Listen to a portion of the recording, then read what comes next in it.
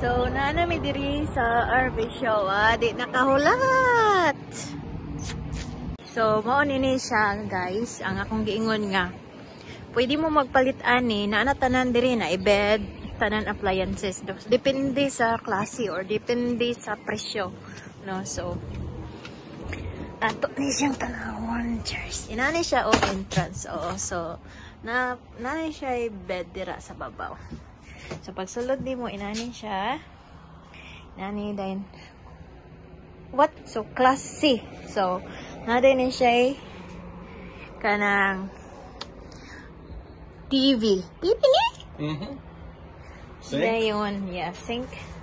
O, nindot kailang ano ni. O, sink. Dayon, na sila burner diril tuan. Dayon, ilahan ning pag abot ni madihira is bed. Gamay raman ni siya. Bed. Nanay mga kuan, na siya mga drawer, na siya. That's, of course, na TV diri. So, oh, see? Then, sa babaw, ng shower. So, actually,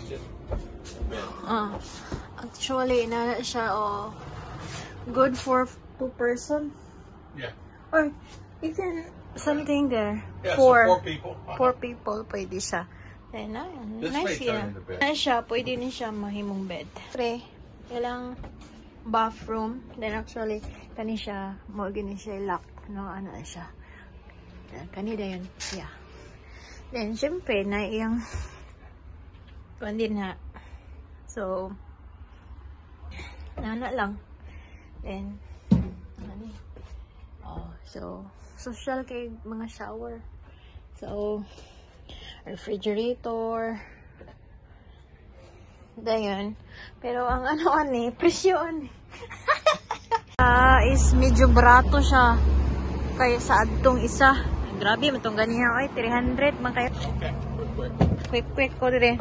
Kaning 120, 99,000. Nindot, gyapon siya. Daddy, it's so big.